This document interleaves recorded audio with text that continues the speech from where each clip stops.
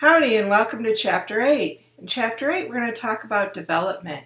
So this chapter should be a review for you, so we're going to go quickly through this material.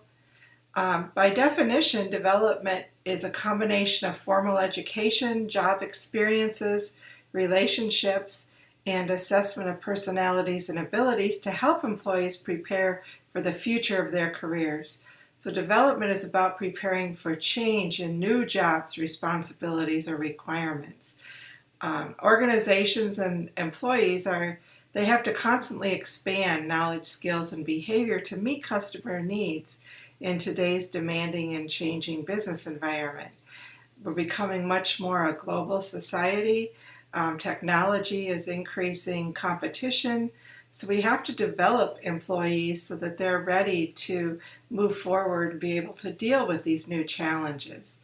And it's up to human resource management to establish a process for employee development that prepares employees to help the organization meet future goals. So if you notice by this definition, development is future-oriented. What we're doing is developing employees or preparing them for jobs and positions in the organization that may not even exist yet, resulting from change that could occur due to technology or work designs or customers or something that occurs in the market. Versus training, which we talked about last time, is making sure that employees have the necessary knowledge, skills, and abilities to do the current job that they're currently performing. It's important to recognize that difference at this point. One thing I want to talk about, this is really interesting, and it used to be that employees would go to work and they would stay at a company for 35 years and then they would retire. That's not the case anymore. The case now is that employees will have several jobs throughout their lifetime and several even different careers. People can change careers. So the concept of a protean career says that a career frequently changes based on a person's interests, abilities, and values in the work environment. And for an employee to remain marketable, they have to continually develop new skills. So the responsibility for that falls onto the employee to remain marketable. They have to determine their interests, skills, their weaknesses. They have to go out and seek development experiences involving jobs, relationships, or formal education. So there are 4 approaches to employee development that we're going to talk about. Okay, the first one is formal education. Okay, and this could be done either at the work site or it could be done off-site, for instance, at a university. So this is workshops, lectures, experiential programs, those sorts of things. Many companies have their own university as part of their company, like McDonald's has their own university, Hamburger University. Disney has their own university. Okay, so that's one way companies are handling the formal education aspect. Another approach is assessment. This is where information is collected and feedback is provided to employees about their behavior, communication style, or skills. And this can come from several places, from other employees, from managers, from customers, supervisors, and so on. So some different tools that can be used to do these assessments. One of them is the Myers-Briggs Type Indicator. You may have taken a shortened version of the Myers-Briggs in one of your classes. And this is you answer a series of questions and it gives you a type. And this is really helpful in organizations, especially if they're trying to put people in teams or see, which people would work better for which people.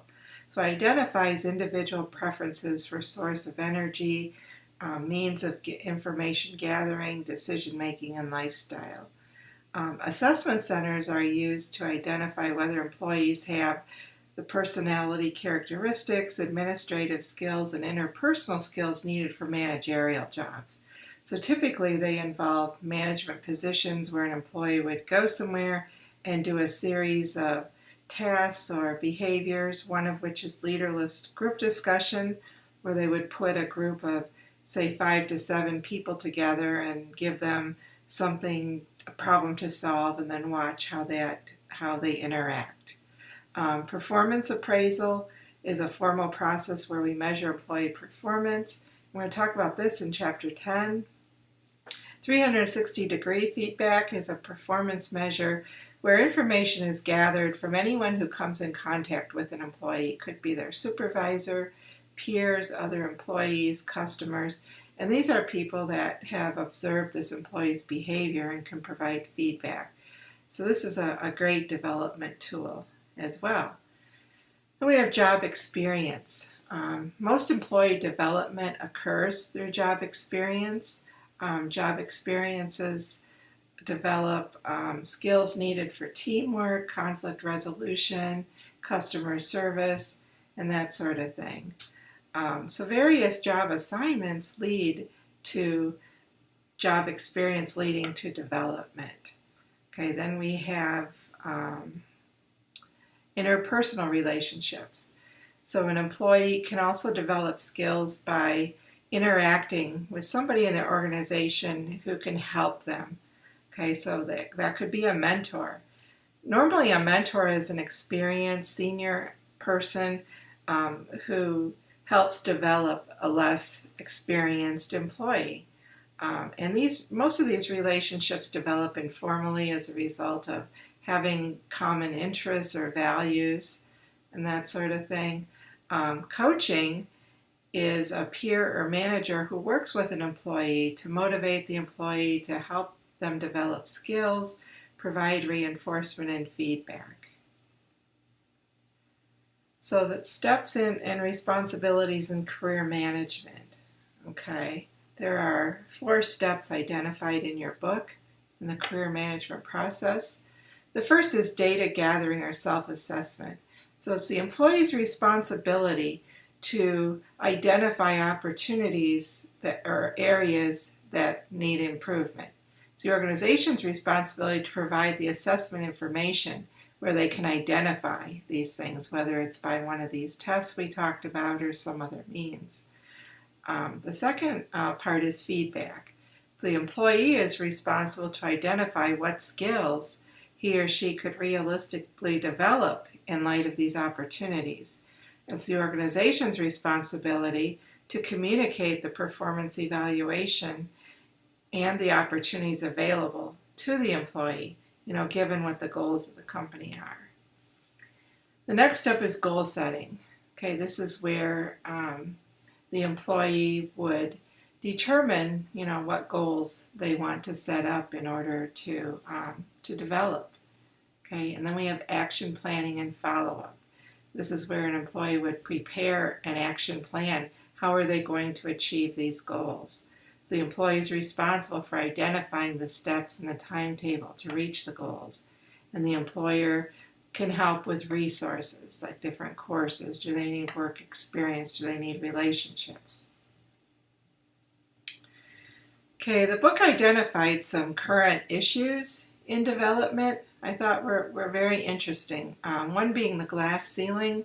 The glass ceiling is a concept whereby it's determined that women and minorities rise within an organization to a point, and then they really can't go any further, and they call that the glass ceiling. And there's been a lot of research surrounding this concept and reasons why this is so. So companies need to be aware of this, and they need to look at things like mentoring. If women and minorities don't have the same access to mentoring as others, then this will be difficult. It'll be difficult for them to rise above into top-level positions. A second challenge is succession planning, and this is important, especially nowadays with all the baby boomers retiring out of the top-level positions. Organizations need a plan of how to fill those positions. They have to have other people developed and at the ready to come into those positions should people retire. Okay, and the other thing, which I thought was kind of interesting, is dysfunctional managers.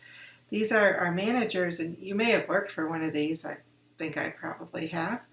managers who are otherwise competent. So they could really know their area and be very good at what they do, but they're not real good with working with people. Okay, so organizations can come in and develop them or provide some sort of training in order to help them overcome whatever this is, and teach them how, conflict management skills and how to work with people and that sort of thing. Well, those are the high points for Chapter 8. I hope you found this review interesting. Thank you.